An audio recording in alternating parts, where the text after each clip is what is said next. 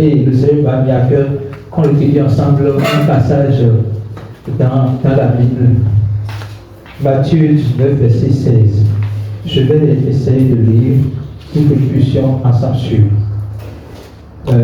Matthieu 19, verset 16, il dit: Voici un homme s'approcha de Jésus et dit: Maître, que dois-je faire pour avoir la vie éternelle? Que dois-je faire pour avoir la vie éternelle? Et Jésus répondit. Jésus lui dit: Pourquoi m'interroges-tu sur ce qui est bon? Un seul est le bon. Donc, l'homme parlait de ce qu'il va faire de bon. Et Jésus met l'accent sur la personne qui est appelée le bon. Donc Jésus lui dit, il ne s'agit pas de ce que tu vas faire de bon, mais il s'agit de la personne qu'on appelle le bon. Donc la question du verbe, que dois-je faire de bon? Quelle bonne œuvre je dois faire pour avoir la vie éternelle? Parce que je suis en train de vouloir déconstruire dans sa mentalité qu'il n'y a pas quelque chose qu'on peut faire pour avoir la vie éternelle. Il n'y a pas une bonne œuvre qui peut nous qualifier pour la vie éternelle.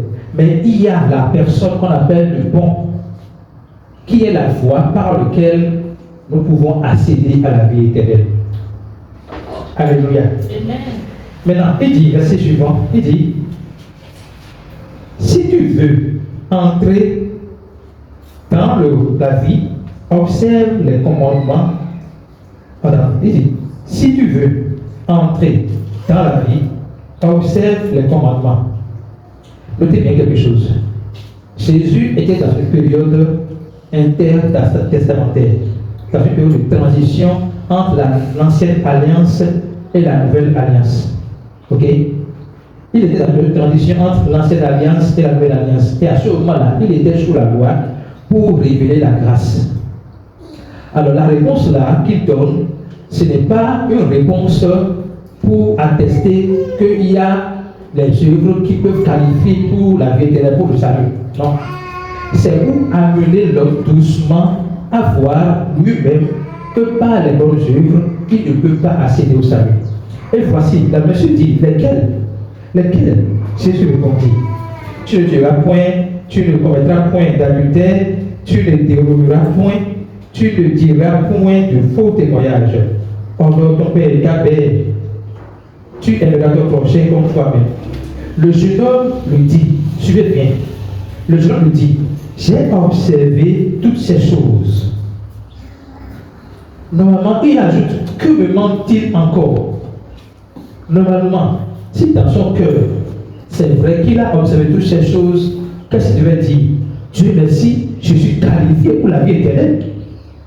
Vous comprenez ce qu'il dit? Si il est vrai que dans son cœur, il a observé toutes ces choses que Jésus a citées, il devait juste dire: oh, gloire à Dieu, je suis qualifié pour la vie éternelle parce que j'ai observé toutes ces choses. Mais dans son cœur, lui-même sait que ce n'est pas vrai. C'est pour cela qu'il demande: que me manque-t-il encore? Ça veut dire que dans son cœur, il sait que par les bonnes œuvres qu'il a pu accomplir, il n'est toujours pas encore qualifié pour la vie éternelle. C'est cela qui demande à Jésus: que me manque-t-il encore? Si dans son cœur c'était déjà accompli et que tout était bon, et que, qu'est-ce que je vais faire de bon pour avoir la vie éternelle? Oui, voilà ce que tu vas faire de bon. Oui, j'ai tout fait.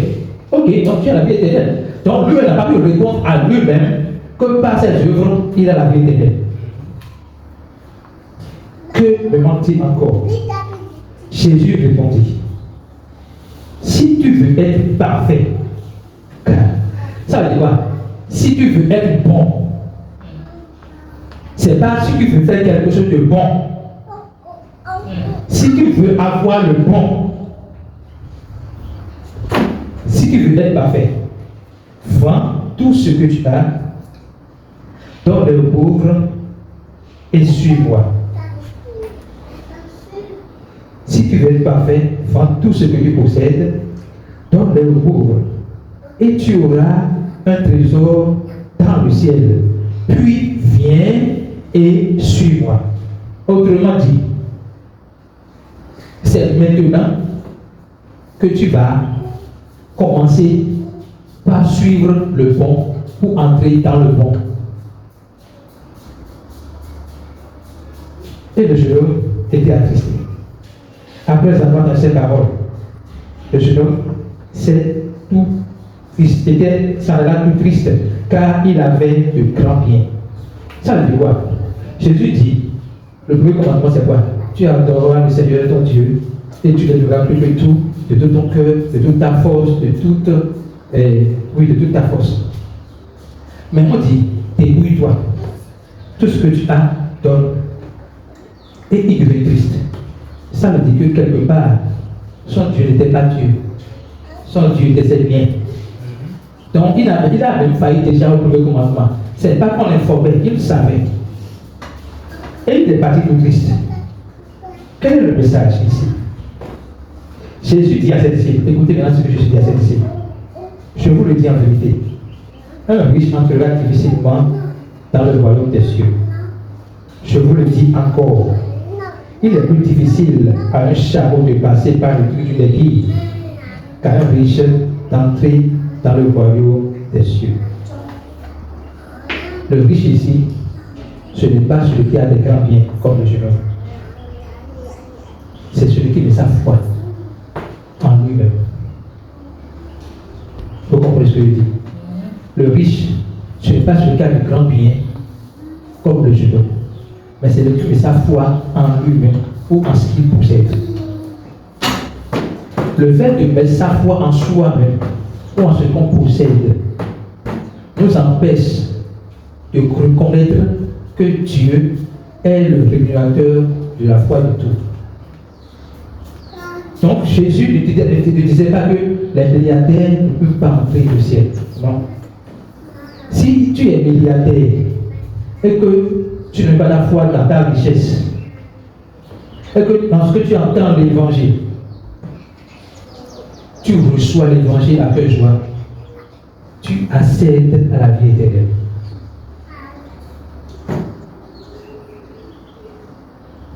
Jésus veut mettre l'accent sur le bon. Il ne s'agit pas des œuvres. Il s'agit de celui qui est bon. Et cette même question a été posée à l'apôtre Paul. Quand l'apôtre Paul a été enfermé dans une prison et qu'il a loué le Seigneur et les fondements de la maison se sont ébranlés, il s'est allé dehors avec je pense que c'est Silas. Et le geôlier, après cette réveillée, a constaté que toutes les portes de la prison étaient ouvertes. Et il a dit, il voulait se tuer. Et Paul lui a dit, non, ne te tue pas, nous sommes là. Et il pose la même question, que dois-je faire pour avoir le salut? Et Jésus dit, Paul lui dit, crois au Seigneur Jésus, et tu seras sauvé, toi et toute ta famille. Je voudrais mettre l'accent sur un point important ici. Jésus n'est pas seulement intéressé par notre salut. Jésus n'est pas seulement intéressé par notre salut. Il est intéressé par le salut de nos parents, de nos enfants, c'est-à-dire de notre famille. Autrement dit cela, par nous, il espère que par nous, notre famille aura aussi accès au salut. Alléluia. Il dit, crois au Seigneur Jésus et tu seras sauvé. On se demande, pourquoi Jésus n'a pas dit au jeune homme simplement la réponse que Paul a donnée aux geôliers? Parce que Jésus était dans une période intertestamentaire, une période de transition entre l'ancienne alliance et la nouvelle alliance. Donc, il devrait, dans la pédagogie, aider le monsieur lui-même à voir clairement que il ne peut pas par lui-même accéder au salut. Maintenant, sa réponse a inquiété les disciples. Les disciples ont dit, précisément, je crois que c'est les disciples ayant entendu cela furent très étonnés et dirent, Qui peut donc être sauvé? Qui peut donc être sauvé? Qui peut donc être sauvé? Et Jésus dit aux hommes, cela est impossible. Mais tout est possible à Dieu. Jésus dit aux hommes, cela est impossible. Mais tout est possible pour Dieu. Qu'est-ce que cela veut dire? À la base, il est impossible à l'homme de pouvoir par lui-même recevoir le salut.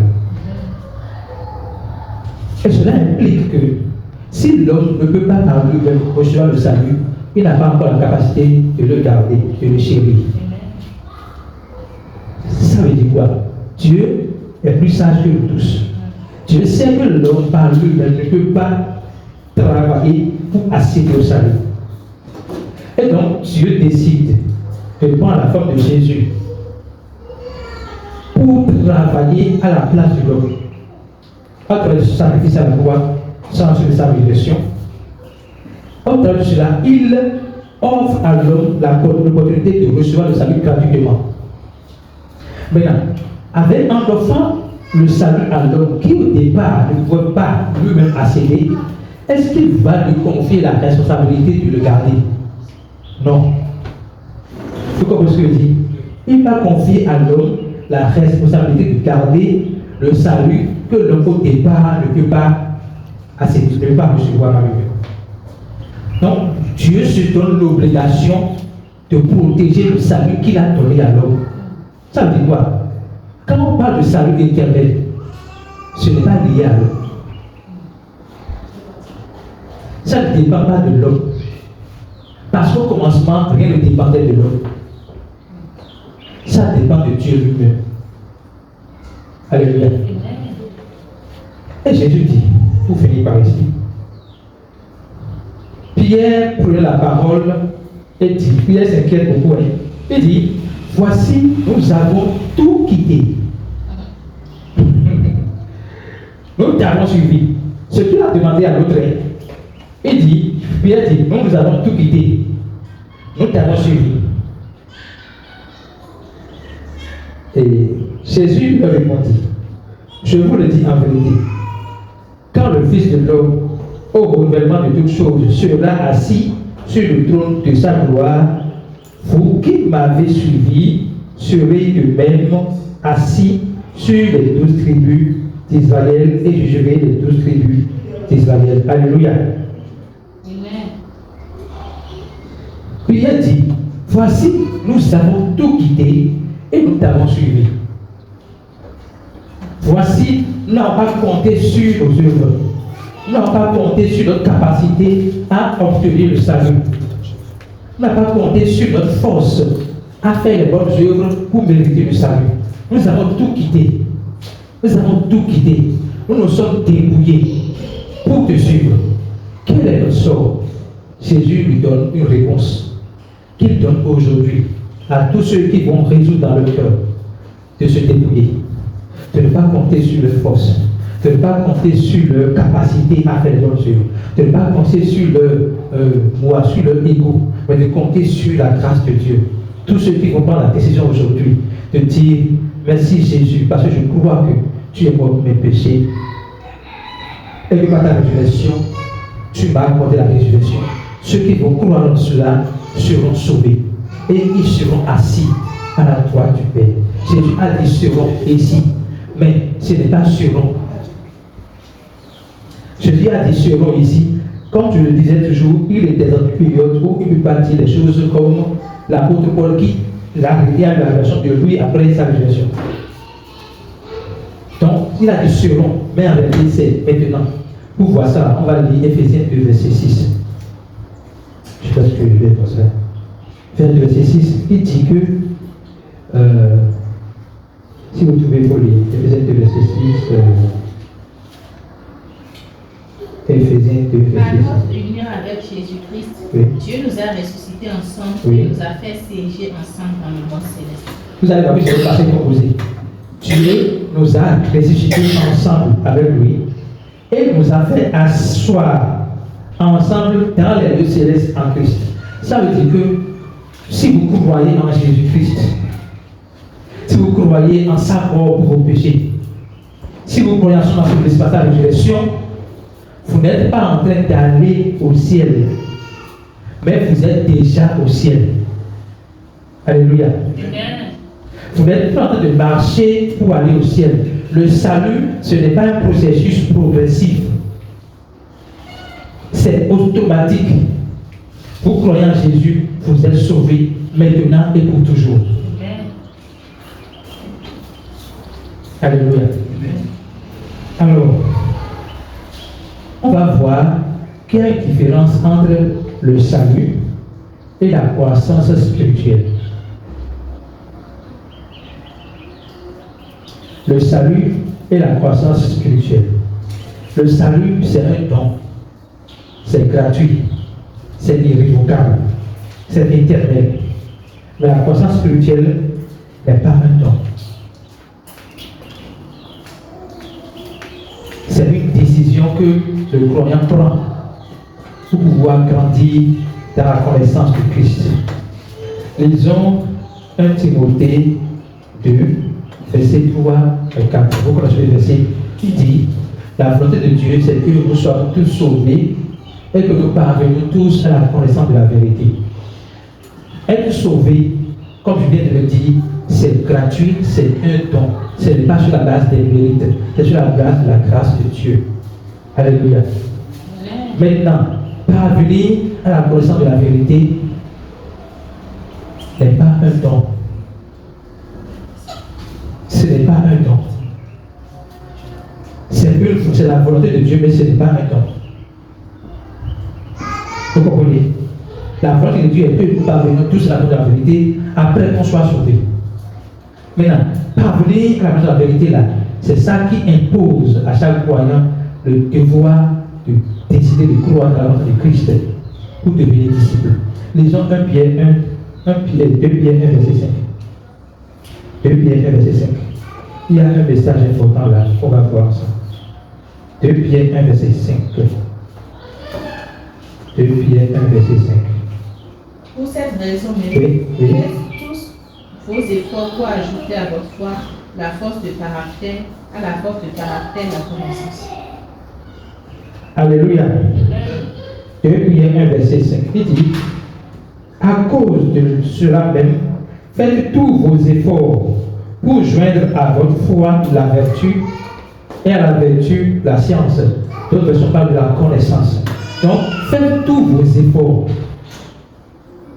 Nous avons une responsabilité. C'est faire tous nos efforts. Faire pression sur nous-mêmes. Pour croître dans la connaissance de Christ. Pour croître dans la connaissance de Jésus-Christ. Donc, Dieu nous dit: vous êtes sauvés, c'est bon. Mais vous devez croire en Christ. Maintenant, les gens confondent le salut et la croissance spirituelle. Si un croyant fait quelque chose de déshonorable, on se dit que non, il a perdu son salut. Alors qu'il est juste un croyant, bien sûr sauvé, mais qui ne parvient pas à la connaissance de la vérité, qui ne croit pas dans la vérité selon Jésus-Christ, qui ne décide pas de grandir dans ce que Dieu a pourvu, pour qu'il puisse être à lui, à son tour, disciple, pour aider d'autres personnes à grandir dans cette connaissance-là. Alléluia. Donc, il n'y a pas de confusion entre le salut qui est un don et la croissance spirituelle qui incombe à chaque croyant, pas à Dieu, mais à chaque croyant. Le croyant incombe à Dieu, mais la croissance spirituelle incombe à chaque croyant.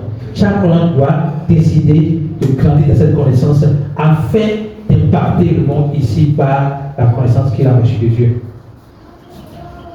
Alléluia. J'espère que ça suit. Oui. Alors, si on va voir, je vais finir par là, on va voir, quand on parle de salut éternel, sur quelle base on peut dire qu'un salut est éternel? On va lire, je crois, 2 Corinthiens. Je vais voir le verset rapidement. 1 Corinthiens 6, verset 17. 1 Corinthiens 6, verset 17.